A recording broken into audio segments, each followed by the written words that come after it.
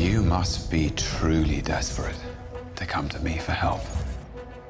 You should know that when you betray me, I will kill you. When do we start? Loki kind of got it the hardest in the Avengers. He was smashed, literally. In every way a god or a person could be smashed. So how does he recover from that, and how are we relating to him in this iteration, this Thor, the Dark World? Well, he begins the film kind of having to atone for his misgivings in the Avengers. Odin and Frigga, his adoptive parents, have a few things to say about what went down in New York.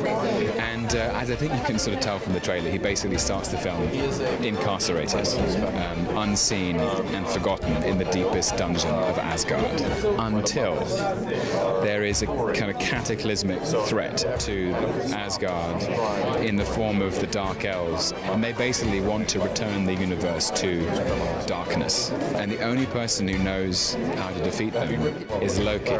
So Thor, against his own wishes, has to go down to the dungeon and try and form a complicated allegiance with his long-lost, hard-bitten, bitter brother. You even think about betraying him? And I'll kill you. That was from New York.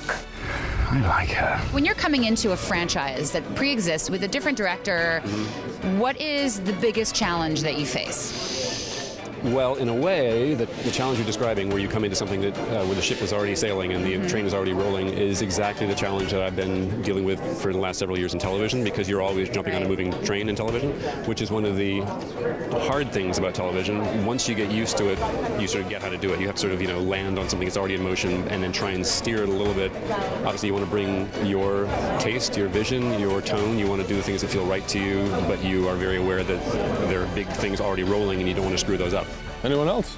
I remember coming on to Sopranos, I had so much respect for what I'd seen that you really want to sail in that direction. But with something like this, you want to change some things. And Kenneth Branagh did an amazing job. I think he made the movie succeed in ways that people didn't expect it to. The cast he brought was stunning. The fact that he told a big story but kept it small relationships that you really could invest in. So all that stuff I respected and wanted to maintain.